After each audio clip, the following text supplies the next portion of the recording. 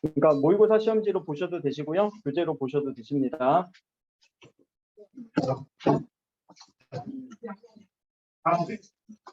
파란색. 자, 요 문제에 대한 여러분들 정답률 한번 확인해 봅시다. 와, 생긴 거 봐주세요, 생긴 거. 응? 아, 누구 한 명 콕 집어서 보자고? 토끼가 저기 공개를 상관없는데. 네, 그래도.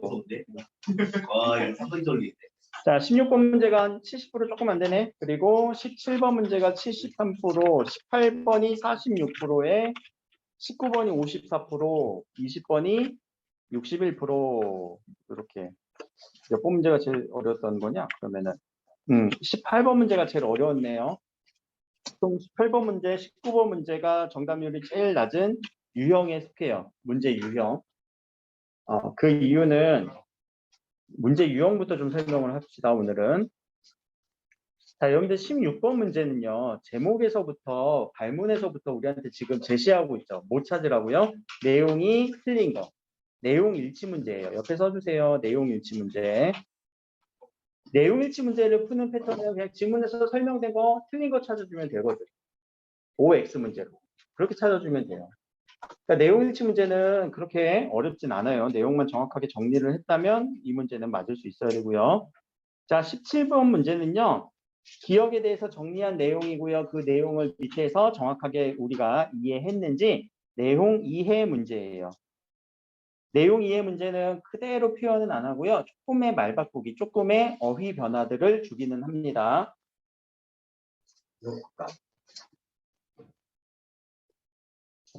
여기까지는 무난했어요.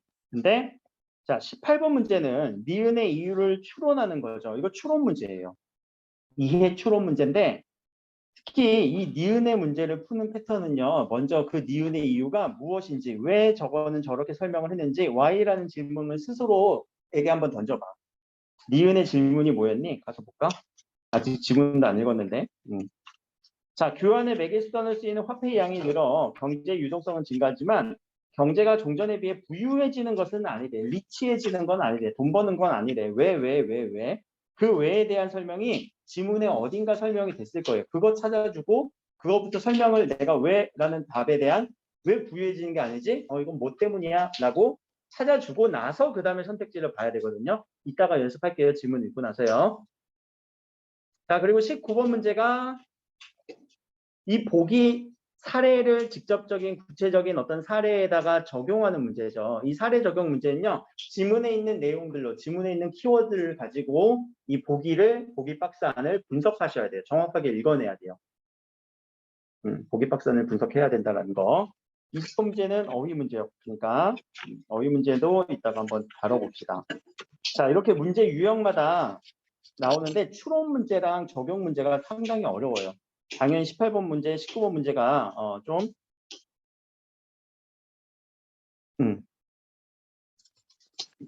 19번 문제가 오답률이 맞는 건 맞아요. 자, 저 교재로 이렇게 나갈게. 교재로 나간 게 편한 교재가 더 맞지? 지금 그거보다 교재로 할게요. 자, 경제 지문입니다. 우리 경제 지문 읽을 때 그리고 혹은 법 지문 이렇게 나오거든요. 이 두 지문을 사회 지문의 하나의 유형으로 봐요. 사회. 그럼 사회라는 단어부터 잠깐만 처리하고 갑시다. 자, 우리가 사회라는 건 어떤 느낌이 있어? 어떤 의미야? 사회. 1회, 2회, 3회, 4회, 5회. 그때 사회는 아닐 거고. 또 사회. 뭐 사회자를 본다라는 그 사회도 아닐 거고. 사회 뭘까? 자, 자, 사회는 일단 개인이라는 단어는 아니지. 여러 사람들이 오케이, 공동체. 여러 사람들이 모인 공간을 우리는 사회라고 얘기를 하잖아요. 그렇죠? 그럼 이 개개인이 모여서 서로 간에 뭐가 일어나냐면 관계가 일어나요. 이 관계성을 꼭 정리해 주셔야 돼요. 사회지문 읽을 때는. 누구와 누구와의 관계, 누구와 누구와의 관계. 이런 관계성이 하나의 포인트고요. 경제지문은 또 특히 또 법지문은 이런 관계성을 읽어나갈 때 그냥 바로 누가 누구의 무슨 관계야 라고 설명하지는 않고요. 빌드업을 해요. 계속 쌓아나가요. 지금 여기서 여기까지 상당히 좀 긴 글처럼 느껴지지만 이 글은 문단별로 끊어져 있는 게 아니라 문단별로 계속 쌓아나가야 돼요. 앞부분이 정리가 안 되면 뒷부분에서 독해가 안 돼요. 그러니까 앞부분에서 정리, 뒷부분에서 적용 이런 식으로. 앞부분에 있는 내용들이 분명히 뒤에 적용될 거고 이 부분은 또 뒤에 적용이 돼요. 그런 특징들로 빌드업하는 느낌으로. 빌드업이라는 단어 무슨 말인지 알죠? 쌓아나가다. 축구에서도 빌드업 한다라고 하잖아. 그런 부분들을 꼭 봐줘야 돼요. 관계성을 중심으로 빌드업 해나가기라는 거를 여러분들이 꼭 염두에 두시고, 자, 이제 한번 읽어봅시다. 자, 첫 번째 문장.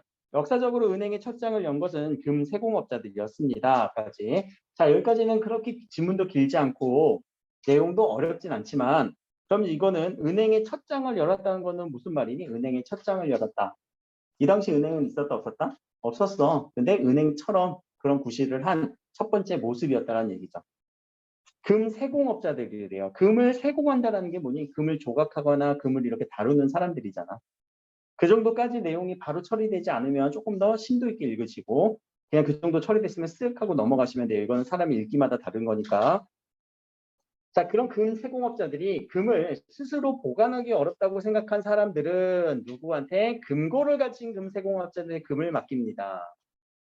그럼 벌써 관계가 나오죠. 금 세공업자들이 누구한테? 금고 있는 사람한테 맡기죠. 그러면서 뭘 받아요? 보관증을 받아요.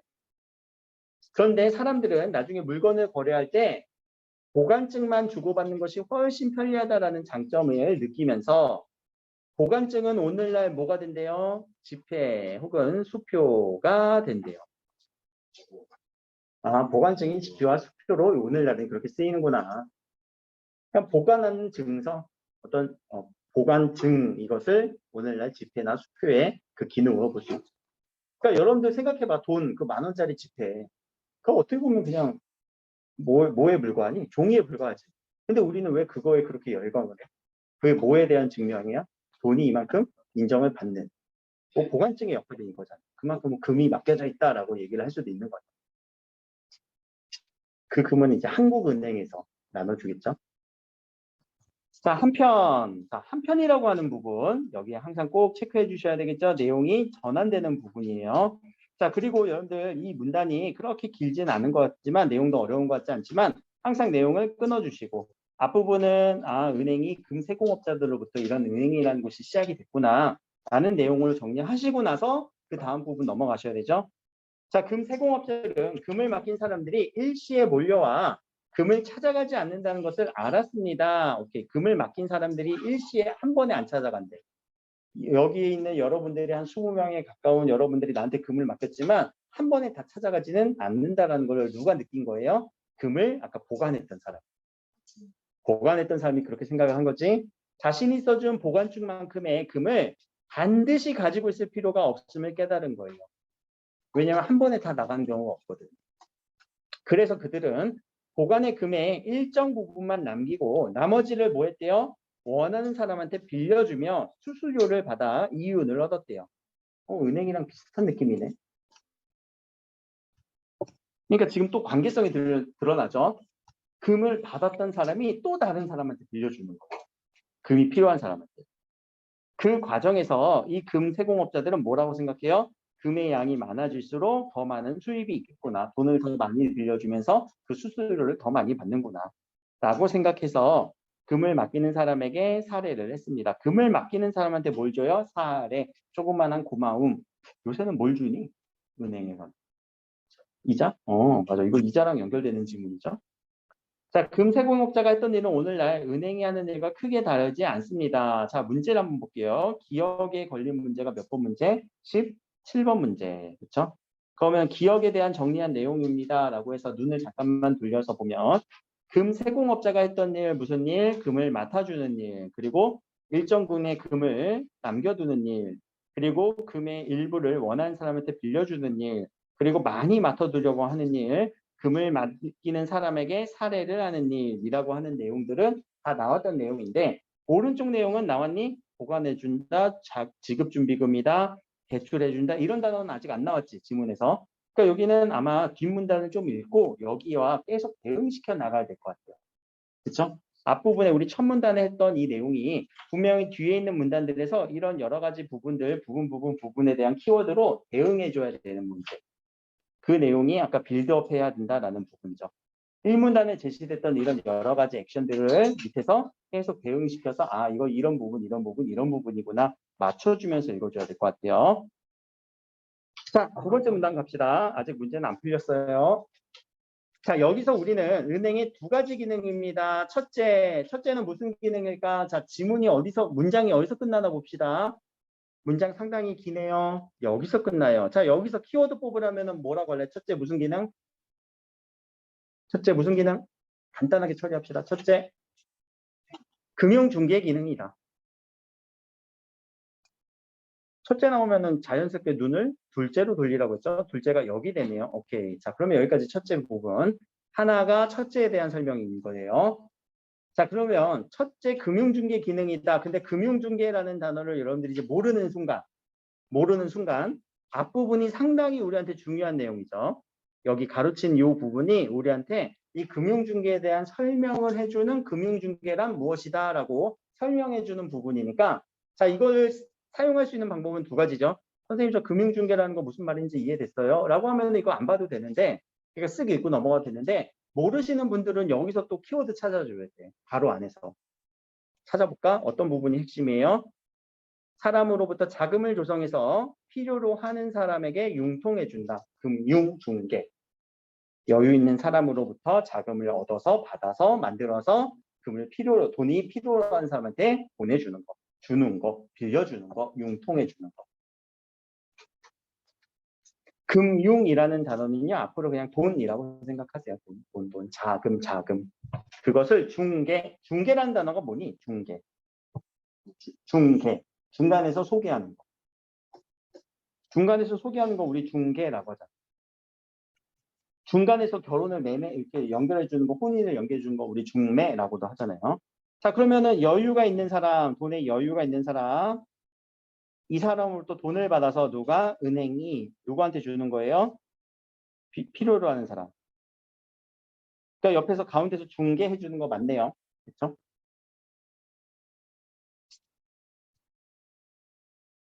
이렇게. 자, 관계성을 드러내기 위해선 도식화가 제일 좋죠. 자, 금융중개라는 단어 모르시면 꼭 정리하시는 거예요. 자, 은행은 금융중개 기능을 통해 거래 비용을 낮추는 효과가 생긴대요. 자, 여기는 효과 얘기네요. 효과. 조성된 자금이 효율적으로 활용되도록 자금의 흐름을 조정하는 역할을 한대요. 효과. 또 은행의 자금 수요자의 수익성과 안정성을 정확하게 평가할 수 있는 안목과 정보를 가지고 있어서까지 잠깐만. 여기 문장 되게 기네. 문장이 길 때마다 한 번에 처리 못한다고 했어요. 여기부터 여기까지 마지막 문장은 끝까지 가는 거고 중간에서 한 번 나눠야 돼요. 여기서 나눠야 돼요. 그럼 앞부분은 은행의 자금 수요자의 수익성과 안정성을 정확하게 평가할 수 있는 안목과 정보를 가지고 있다. 되게 어렵다. 다시 은행은 뭐가 있대? 안목과 정보가 있대요. 뭐에 대한? 자금 수요자의 수익성과 안정성을 정확하게 평가할 수 있는. 그죠? 은행은 안목과 정보가 있어야 되는데 누구에 대한 정보? 자금 수요자에 대한 정보가 있어야 되는데 수요자라는 거는 자 수요라는 단어는 제가 설명했을 거예요. 2주 전에. 수요 무슨 단어니? 수요 공급 법칙, 수요 그래프, 공급 그래프 기억나야지. 그치 필요로 하는. 그럼 은행은 자금을 필요로 하는 사람들을 수익성과 안정성을 평가할 수 있는 정보가 있어야 되는데 왜 저게 필요할까? 자금이 필요한 사람들한테 저거를 평가할 수 있는. 지민이가 나한테 한 1,000만 원 빌린다고 해봐. 근데 내가 지민이가 그래? 얘는 나한테 그냥 내 뭐 제자니까 줘야 되겠다라고 했는데 돈을 안 갚으면 어떻게? 돈을 못 갚어. 그러면은 누가 손해야? 내가 손해지. 못 받았으니까.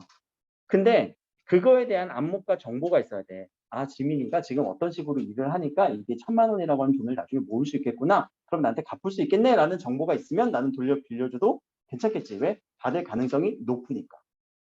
그래, 그런 정보라니. 이해는 되니? 응? 응, 그래. 자, 그러니까 이 수요자에 대한 정보를 가지고 있어서, 자, 은행은 그래서 더 건전하고 수익성 높은 으로 투자되도록 유도하기도 합니다. 이것까지도 효과죠. 더 수익성 높게끔 돈을 투자한다라는 얘기예요. 근데 여기서 건전하다라는 내용이 뭐 불법이다 다르다라는 게 아니라 더 효율이다. 돈이 더 효율적으로 생각한다. 경제에서의 건전하다라는 건요. 효율성이 높다라고 생각해 주시면 됩니다. 건전의 반대는 뭐 불건전 이런 느낌이잖아. 근데 경제에서의 건전은요, 건전성이라는 건요, 효율 혹은 안정 이런 느낌으로 읽어주시면 돼요. 건전하다면 왠지 착하다 이런 느낌이 들잖아. 자, 그러니까 이런 효과가 있어요. 첫 번째 무슨 기능으로? 금융 중개 기능으로. 금융 중개 기능은 자금을 이렇게 연결시켜주는 기능이고요. 그렇게 한 효과, 거래 비용 낮출 수 있대요. 자금의 흐름을 조정할 수 있대요. 그리고 자금이 더 좋게 투자가 유도할 수 있다라고 하는 이런 효과까지. 그러면 여기서 자, 자금 수요자라고 했던 이 부분, 자금 수요자라고 했던 이 부분은 사실 앞에서 어떤 단어랑 그대로 대응이 돼? 돈을 필요로 하는 사람이랑 그대로 사실 대응이 되는 단어였지. 그런데 우리는 이렇게 대응이 되는 단어라도 한 글에서는 계속 어휘를 바꿔가면서 우리한테 준다라는 얘기 여러 번 얘기했죠. 여러분들이 나중에 글을 쓸 때도 수행평가 학교에서 할 때도 똑같은 단어 똑같이 써주면은 그냥 글 못 쓴다라는 느낌이 팍 들어요. 그러니까 조금의 표현 방법들을 조금씩 변화주면서. 그러니까 단어 어휘를 좀 풍부하게 알아야 돼요. 그래서 여러분들이 이제 다음 주부터 어휘 시험을 다시 시작할 거예요. 뭘 또야. 어휘집 안 받으신 분들은 제가 다시 드릴게요.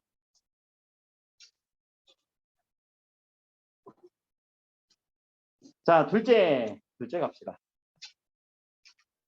화폐를 창출하는 예금 창조 기능이래요. 자, 화폐를 창출하는 예금 창조 기능이 두 번째 기능이네요. 예금 창조 기능. 첫 번째는 금융 중개 기능, 두 번째는 예금 창조 기능. 이 예금 창조라는 단어가 뭐냐? 뒤에 설명하고 있네. 예금 창조는 무엇이다? 신용 창조라고도 얘기를 합니다. 신용, 믿음직스러운 신용. 그렇죠? 다시 세공업자의 경우를 살펴봅시다. 자, 뭐라고 더 설명하지 않고요. 이 앞에 봤던 사례에다가 다시 제시를 하나 봐요. 금세공업자의 경우를 봅시다. 만일 금세공업자가 맡겨놓은 금 전체를 그냥 가지고만 있다면 조건이죠. 통화량은 변하지 않습니다. 자, 이때 통화량이라는 단어도 처리 잘해야 돼요. 자, 통화량은 무슨 단어일까? 통화량. 통화량. 여보세요? 이 얘기일까? 아니라는 건 알지? 통화, 화폐, 유통. 화폐가 유통되는 통화량이라는 거예요. 화폐가 돈다라는 거죠. 통화라는 단어는요. 화폐가 유통되는 양을 얘기하는 거. 화폐가 얼마만큼 시중에 이렇게 흘러나가는지, 통화하면서 다니는지. 그것은 변하지 않습니다. 변하지 않나? 금 전체 그냥 그대로 가지고 있으니까 그 돈이 그 돈이겠지. 그치? 가지고만 있잖아. 근데 자, 금세공업자가 써준 보관증에 기록된 금의 합은 그가 맡아놓는 금의 양과 같을 것이기 때문에 계속 갖고 있잖아요. 그러나 자, 그러나라고 하는 이 표지는 앞과 뒤가 어떻게 된다고요? 반대, 달라지는 부분이에요. 그럼 여러분들 그러나 부분 분명히 체크한단 말이야. but, however 다 체크하잖아. 그러면 앞부분과 뒷부분 어디가 달라지는데 시간 드릴 테니까 한번 찾아보세요. 앞부분의 어느 부분이랑 뒷부분의 어느 부분이 서로 반대로 달라지는 거야?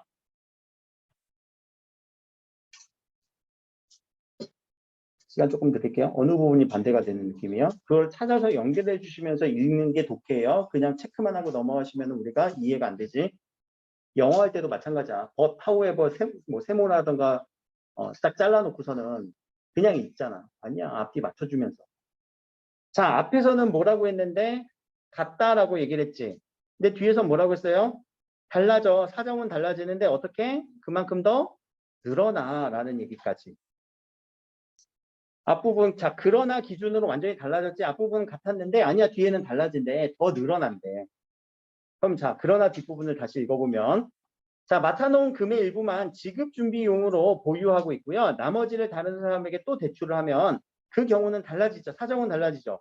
30%만 남겨놓고 결정하면 70%는 또 다시 빌려줄 수 있어서 그 유통되는 금의 양, 통화량이 늘어나는 거예요. 아, 그것을 내가 일부만 남겨놓고요. 다른 사람한테 또 빌려주면 그만큼 돈의 유통이 늘어났구나. 화폐의 유통이 늘어났구나.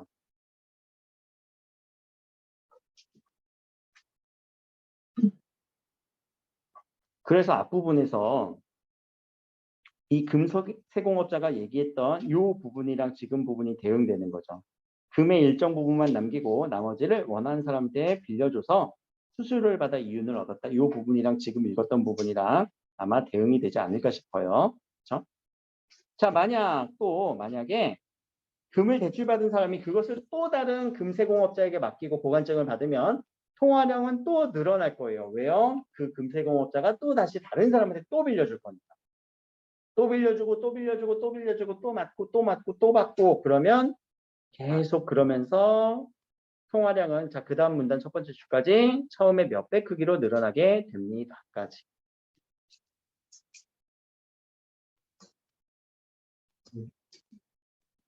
그래서 화폐를 창출하는 예금 창조 기능이 되기도 하겠네요. 계속 뭔가 돈을 실제 돈은 늘어나진 않았지만 뭔가 계속 그 유통량, 화폐량은 늘어나는 느낌이에요. 그렇죠? 자, 밑에 금세공업자들이 맡아두고 기록된 금의 양도 늘어나게 됩니다. 기록된 금의 양 어디다 기록해요? 보관증에 기록을 하죠. 보관증이 계속 쌓이는 거. 그래서 이는 새로운 예금이 만들어진 셈으로 예금 창조가 이루어졌습니다. 라고 볼 수 있겠죠. 자, 그러나 또 나왔네. 그러나 어떻게 읽으라고요? 앞뒤가 뭔가 다를 거예요. 그럼 앞에는 예금 창조가 이루어졌습니다. 그러나 뒤에 부분 모두 늘어났다고? 빚도 늘어난 거야. 예금만 늘어난 게 아니라 빚도 늘어난 거야. 그러나 그치? 앞부분에서 예금만 늘어난 것처럼 얘기했지만 아니야. 그러나 아니 빚도 늘어난 거야. 왜? 예금은 누군가가 빌려서 생긴 빚이기 때문에 사람들이 갚아야 할 빚도 늘어난 거예요. 그렇죠? 예금이라는 거는요. 우리가 은행에 예금을 저금을 하잖아요. 그럼 그 돈은 내 거잖아. 그럼 그 은행은 나한테 돈을 다시 돌려줘야 될 의무가 있죠. 언젠가. 그 빚이라는 얘기예요. 그러니까 빚도 늘어난 거예요. 자, 은행의 예금 창조 기능은 결국 예금의 일부만 지급준비금으로 보유하는 지급준비금 제도입니다. 아까 지급준비금, 지급준비제도 연결되죠? 비롯된 것입니다. 예금의 일부만 보유하고 그 나머지를 대출하면서 예금 통화라는 화폐를 창출하게 됩니다. 통화량이 어떻게 돼요? 증가하네요. 그렇죠? 예금 통화량이 증가하고요. 자, 반면 대출받은 사람은 재화와 서비스를 구입할 수 있는 능력, 수요의 능력이 커지죠. 그렇게 됩니다. 이런 화폐 창출이 과정이 이루어지려면 교환의 매개 수단으로 쓰이는 이 화폐의 양이 늘어 경제의 유동성은 증가합니다. 자, 오른쪽에 정리합시다. 화폐의 양이 늘면은 경제의 유동성은 증가해요. 자, 요 얘기는 유동성 증가에 대해서 여러분들 뭐 뉴스라던가 많이 들 텐데 이건 화폐의 양이 증가했다는 유동적이다. 움직임이 커졌다는 거거든요. 구매를 쉽게 할 수 있다. 화폐가 많이 돌아다닌다. 이런 말이에요. 유동성은 증가했지만 자, 화폐의 양이 증가했어요. 근데 종전에 비해서 더 부유해지는 건 아니라 왜? 이건 이제 요 문제에 대한 답이 나와야 되겠죠. 왜 부유해지는 거 아니냐? 화폐의 양 증가했다며. 이유가 어디 나와 있니? 이거 찾을 수 있어야 되는데 모두 늘어났어. 화폐의 양도 늘어났지만 유동성도 증가했지만 빚도 늘어났어. 그래서 부유해진 건 아니야. 자, 내가 100만 원이 늘었지만 100만 원의 빚이 생기면 내가 부유해진 거니? 아니야. 100만 원이 늘었지만 한 10만 원만 늘어나야 부유해진 거잖아. 내가 돈을 번 거잖아.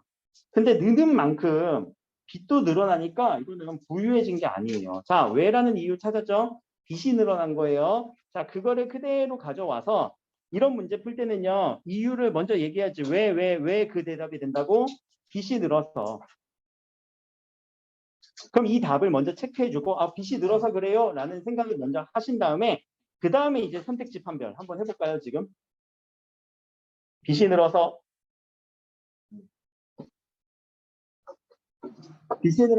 찾아주면은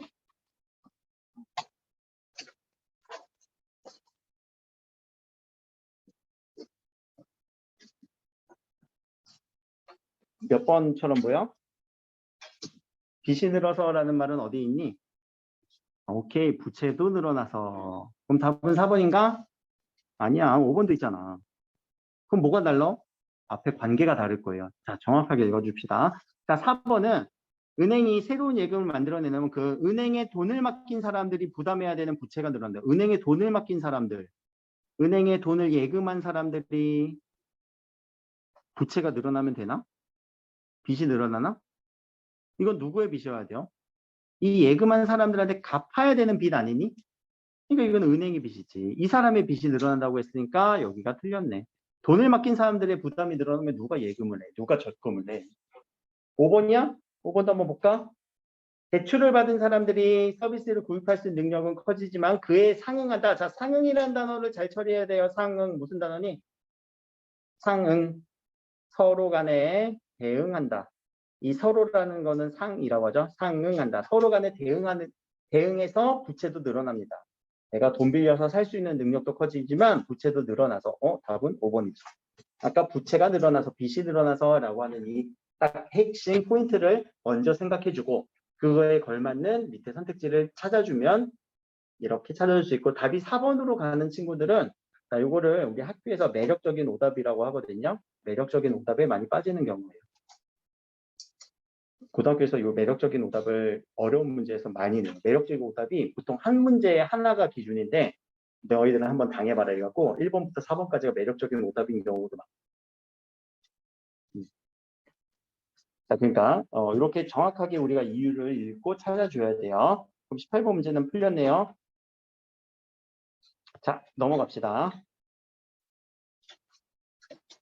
자, 여기까지가 이제 어느 정도의 얘기였다면 뒤에 가서는 대차대조표라고 하는 이 개념인데 이 대차대조표는 앞에 있는 내용이랑 이제 연결시켜야 되는 여러 가지 부분들이 있을 거예요. 그리고 앞부분이 정리가 안 됐으면 여기는 또 읽어내기가 힘들었을 거예요.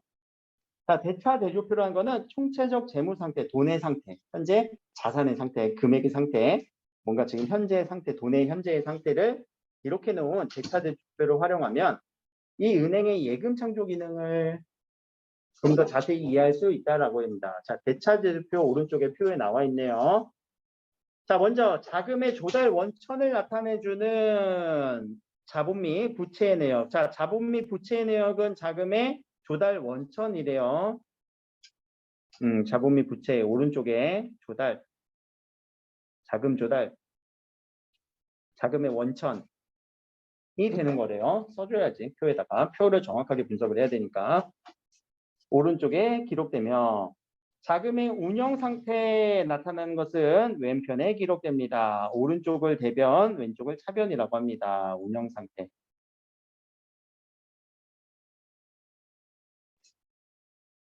예, 이걸 차변이라고 하고요. 오른쪽을 대변이라고 하네요. 이상한 생각 안 나지? 대변 나왔으니까. 자, 위에 표는 가상의 은행의 대차대조표를 요약해 놨습니다. 자, 여기를 가지고 이제 표에서 계속 분석을 해야 돼요.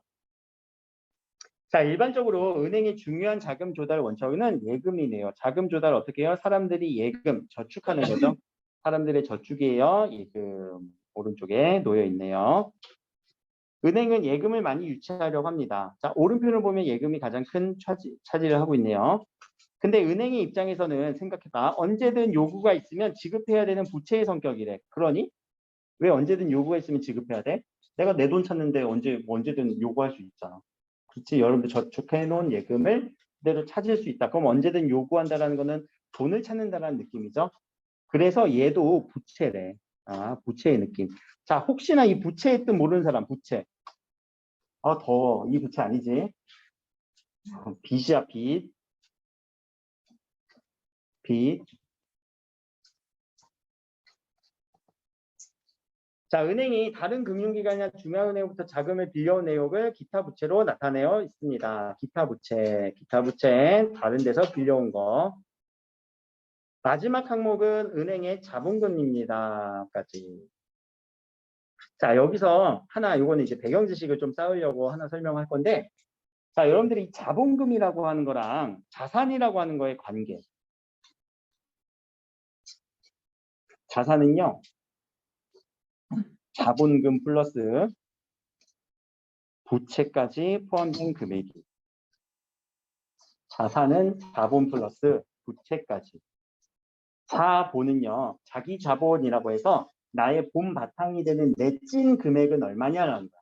네가 원래부터 갖고 있었던 금액. 거기에 지금 자본금은 200억이지. 근데 여기는 지금 자본 및 부채가 2천억이지. 그럼 나머지는 다 뭐였어? 부채, 빚이었잖아. 그게 나의 자산으로 잡혀요. 그래갖고 나 실제 100억대 자산가거든? 그렇게 안 보이지? 100억 있어요? 100억대 자산가야. 근데 부채가 100억이야. 자본이 없어. 이래도 100억대 자산가라고. 어? 100억 갖고 뭐 하시려고? 100억 갖고 뭐 하시려고? 100억 있었으면 좋겠다, 임마. 자, 이렇게 자산을 얘기할 수도 있어요. 그러니까 자산보다 우리는 자기 자본이 중요하지만 사실 자산도 중요한 이유가 이걸 가지고 뭐 할 수 있어? 100억을 가지고 내가 갖고 있니? 그러면 수익이 안 나지. 계속 뭐 하고 있어? 대출도 해주면서 수익을 발생시키는 거예요. 그러면 자산이 크다라는 것도 사실 되게 큰 능력이다. 그 사람의 자산이 얼마만큼 되는지에 따라서 그 사람의 그 수입이라든가 이런 것들이 결정돼서 그래. 그러니까 100억대 자산 가지만 뭐 자본금이 1억이고 빚이 99억이야. 누가 99억을 빚을 이렇게 빌려주겠어. 그치? 그것도 대단한 능력이야, 사실. 그러니까 자산으로 다 봐요. 빚도 자산이에요. 부채도 자산이에요. 여러분들 능력이에요. 알겠죠? 근데 이렇게 강조하면은 뭐 이렇게 뭐 부채를 많이 키워야 되냐 그런 얘기는 아니에요. 절대 아니에요. 나도 이런 얘기 했다가 부부싸움이 일어나갖고. 야, 빚도 자산이야. 그러니까 투자해야 돼. 빚 내서 투자하자 이러는데 막 안 돼. 안 돼. 부부싸움은 응. 하도 물베기라고. 그래? 해봤어? 그런 말 해봤어? 야, 칼로 물베기라는 단어가 뭐야? 이거 뭐야? 그게 무슨 의미야? 칼로 물베기가? 칼로 맞아. 어? 아무 의미 없어? 나 왜 이렇게 아프냐 근데 항상. 그래? 칼로 물베기야? 어? 아휴, 그러기다. 자, 돌아옵시다. 자, 이렇게 조성된 자금은 왼편에 나타나는, 자, 이제 왼편을 봅시다. 왼편은 뭐라고요? 운영하는 거예요. 여러 가지 형태의 자산으로 운영이 됩니다. 어떻게 운영이 되냐? 일부를 지급준비금으로 떼어놨네. 자, 그럼 지급준비금으로 몇 프로 떼어낸 거니? 바로 계산돼. 전체 2천억에서 몇 프로야? 300억은? 응? 바로 안 되니? 15%라는 거 안 나와? 야, 그 2천분의 300, 이렇게. 이거 안 돼? 아, 그래? 알았어. 너무 어려운 걸 내가 요구했니? 국어니까? 야, 이건 산수잖아, 산수. 야, 아까 내가 얘기 안 했다. 미안해. 야, 경제는요, 여러분들 어느 정도 수학이 되는 게 아니라, 수학이 요구되지 않아요, 절대. 산수가 요구돼요. 산수가 요구돼요. 알겠지? 네 자리 정도까지. 네 자리 곱셈 뺄셈까지는 다 돼. 자, 15% 정도는 그럼 지급준비금으로 떼어놨습니다. 나머지 자금이요. 볼게요.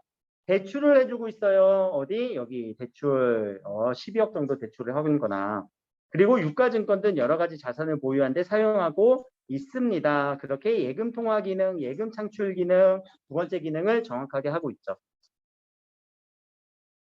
여기까지요. 자, 그러니까 앞부분에 있는 내용 쭉 정리됐던 이만큼의 내용을 가지고 여기까지의 내용을 가지고 한 번 더 적용해서 설명을 해주니까 빌드업하는 느낌으로 읽어주셔야 되는 거죠. 자, 여기까지 하시고 잠깐 이제 마지막 문단 들어가기 전에 두 가지 기능 한다고 했어요. 첫 번째는 금융중개 기능 그리고 예금 창조 기능. 예금 창조 기능을 조금 더 보니까 이렇게 예금을 받아서 그리고 대출을 해주는 기능이 가장 메인 기능이죠. 여기서의 메인, 대출, 예금, 요 기능이에요. 그럼 예금은 나한테 돈을 맡긴 사람한테 뭘 해줘야 될까? 응? 사례, 이자를 줘야 되겠지. 그럼 대출은 나한테 돈을 빌려간 사람한테 뭘 해야 될까? 이자를 받아야 되겠지. 그럼 누가 덮어야 될까? 내가 이익 보려면. 대출을 받은 사람, 대출을 한 사람한테 조금 더 받아야 되겠지. 그 얘기가 뒤에서 당연하게 나올 거예요. 자, 그러니까 여기는 약간 이제 배경 지식까지 동원해도 괜찮겠네요. 기본적으로 아는 지식.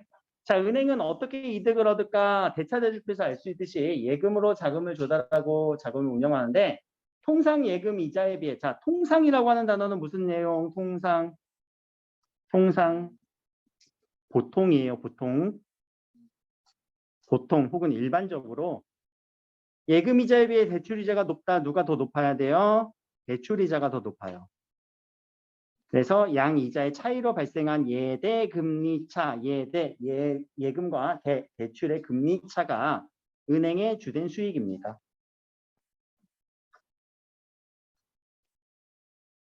예대 금리의 차예요. 대출 이자로 받은 거를 예금 이자로 주는 거예요.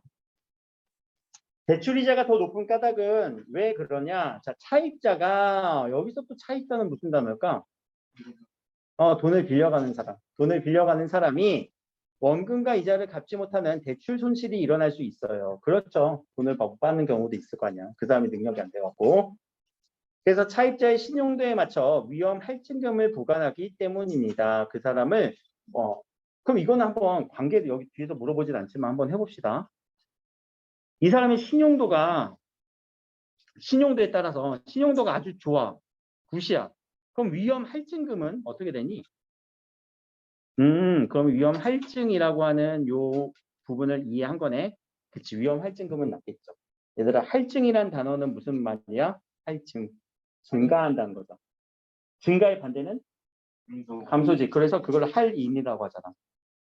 할인, 할증. 할증, 할인. 이해되지? 우리 막 세일하는 거 있잖아. 이게 여러분들 홈쇼핑 보니? 사장님 미쳤어요. 사장님 미쳤어요? 그 미쳤어요를 두 가지로 보자. 미쳤어요. 사장님 미쳤어요? 이거 가끔 보면은 얘들아 세일이랑 할인이랑 다른 거다. 막간 TMI. 세일이랑 할인이랑 다르다? 세일은 영어고 할인은 국어라서? 아니야.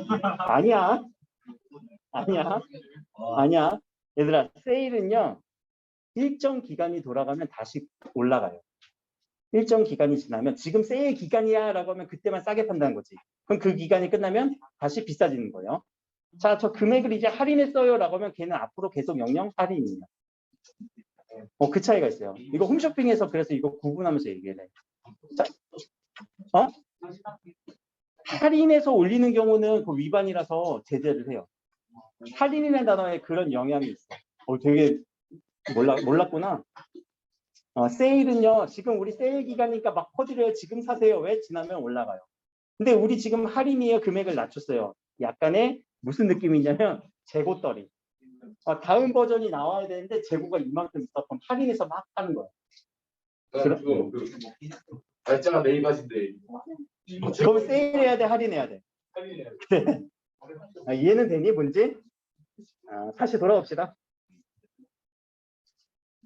자, 그러면 할증은요, 그 사람이 그만큼 신용도가 안 되기 때문에 그 위험만큼 나는 증가해서 받겠다라는 거죠. 그렇죠? 그럼 신용도가 나쁘면, 얘들아, 신용도가 나쁘면 할증금은 높아지겠죠.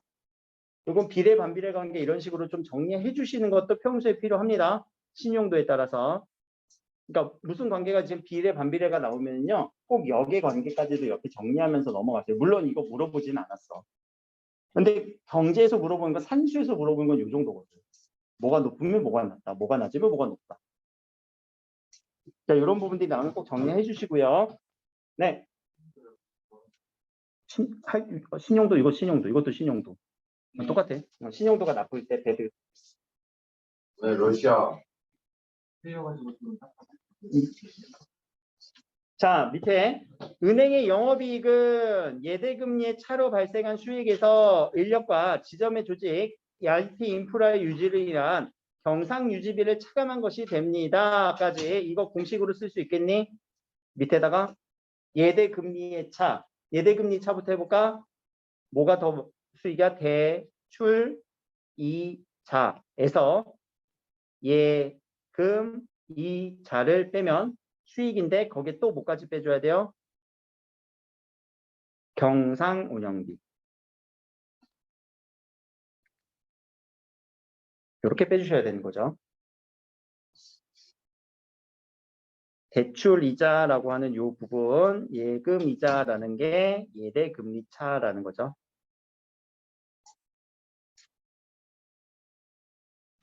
그래서 은행은 대출 손실을 영업이익보다 적게 유지해야만 대출 손실을, 이 대출에 손실이 있을 텐데 그 손실을 영업이익보다 적게 유지해야만 안정적으로 이득을 할 수 있습니다. 영업이익은 이거네. 영업이익.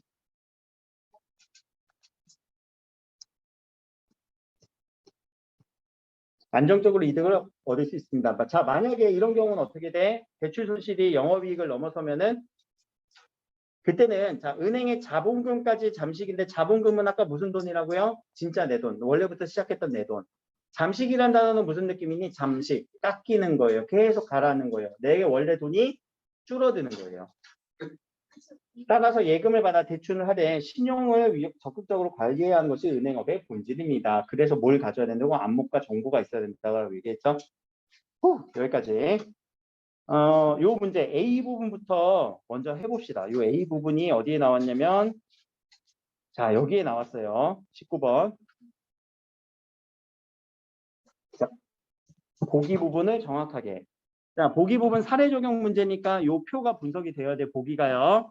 자, 은행의 자산은 1,000억이래요. 자, 자산은 그러면 왼쪽에 적었어요? 오른쪽에 적었어요? 자산. 왼쪽에 적었네. 근데 이 자산은 모두 대출로 구성되어 있어요. 대출 1,000억. 자, 이 금액은 900억은 예금이에요. 그럼 1,000억이 자산 및 부채로서 예금이 900억이에요. 그리고 100억은 자본금이에요. 자, 이렇게까지 표 적을 수 있겠죠? 자, 예금의 금리는 몇 프로? 이자는 줘야 되는 이자네요. 2%. 대출의 금리는 4%. 당연히 대출 금리가 더 높아야 되겠죠? 그래서 예대금리 차는요, 밑에서 줘버렸네, 이렇게. 자, 1,000억에다 4%, 1,000억에 4% 몇 억이니? 40억, 오케이. 자, 9억에 2%, 29, 18, 18억에 해당하는 몇 억의 수익? 22억의 수익. 22억 맞아, 수익? 맞네. 자, 이것은 예대금리의 수익이고, 12억을 더해줘야 돼, 빼줘야 돼?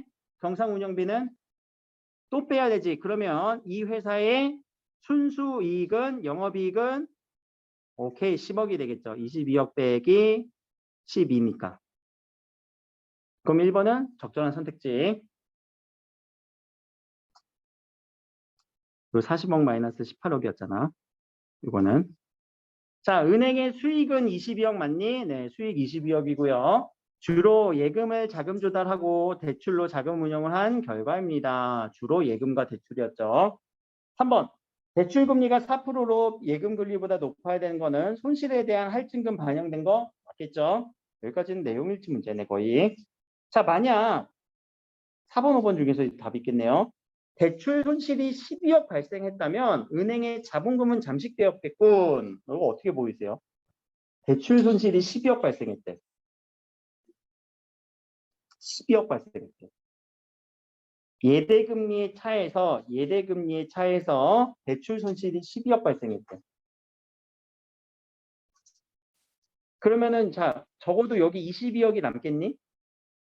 아니지. 그럼 여기가 마이너스 12억을 더해줘야 되겠지. 그렇게 하면은 10억이 남겠네요.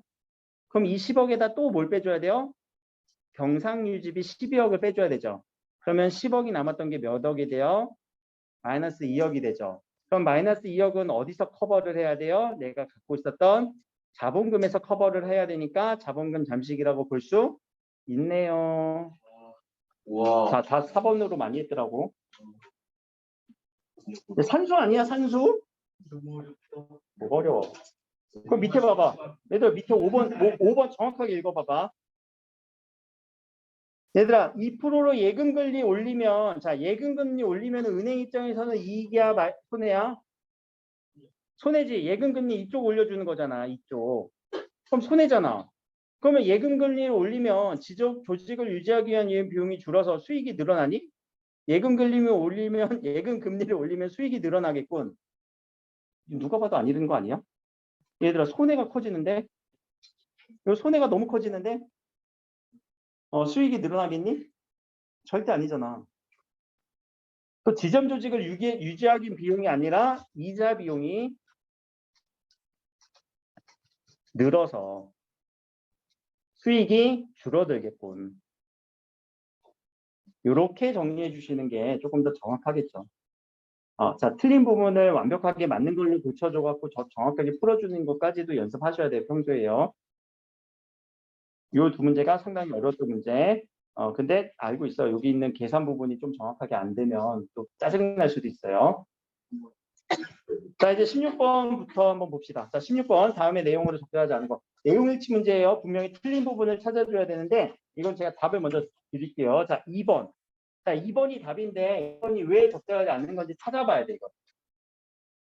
2번이 왜 적절하지 않은 거니? 이거 틀리신 분들은 다 찾아야 돼요. 맞으신 분들도 이거 정확하게 맞았는지 한번 생각해 보세요. 자, 내용으로 적절하지 않은 거는 2번인데 왜 2번이 어디가 틀렸길래? 찾아봐, 얼른. 예금은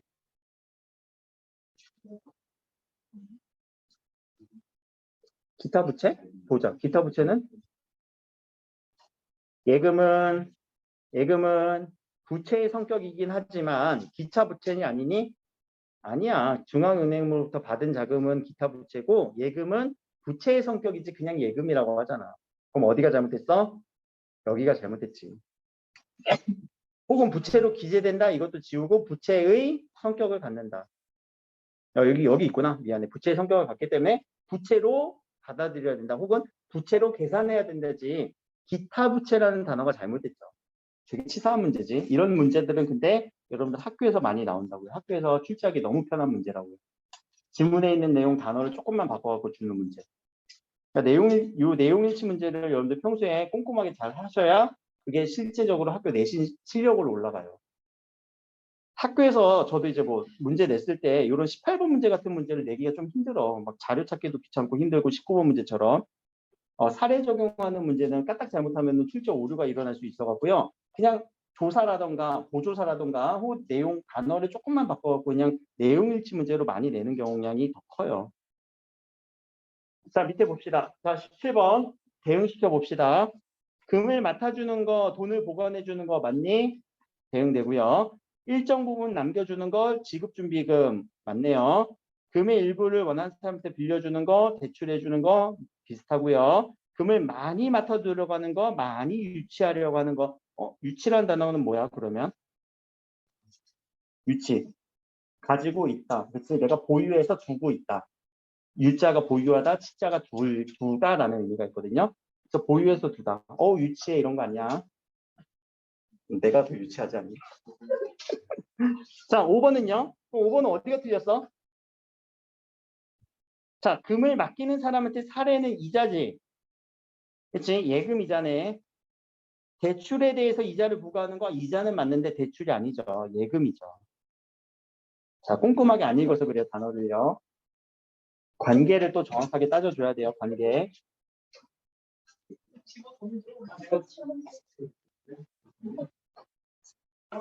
자, 예금이었어. 별거 아니었지?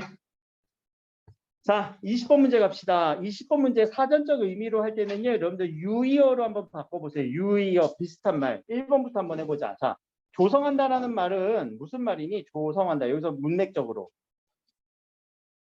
뭐라고?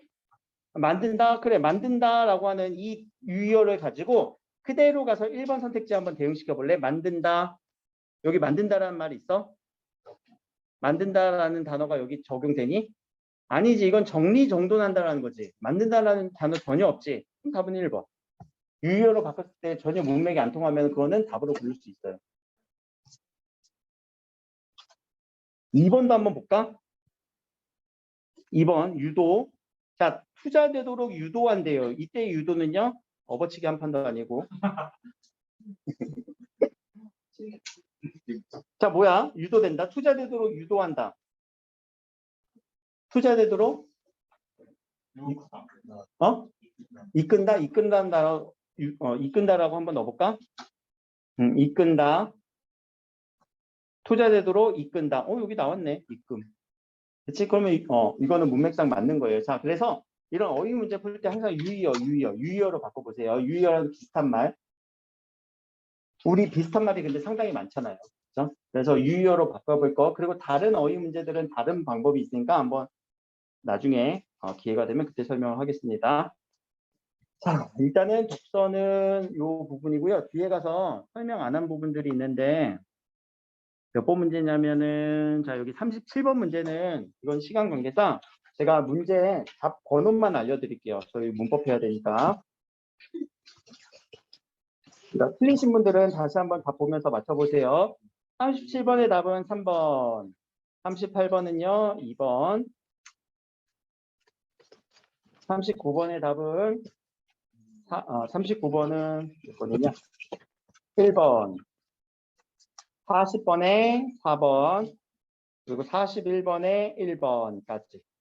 자, 여기까지 해주시고, 혹시 이거 답안 입력 안 하신 분들, 그러니까 뭐 최근에 이제 오늘 첫 수업 들으신 분 말고, 일요일날 모의고사 봤는데 답 입력 안 하신 분들 있어요? 꼭 입력해 주세요. 알겠지? 자, 일단은, 오늘 독서는 일단 여기까지고요.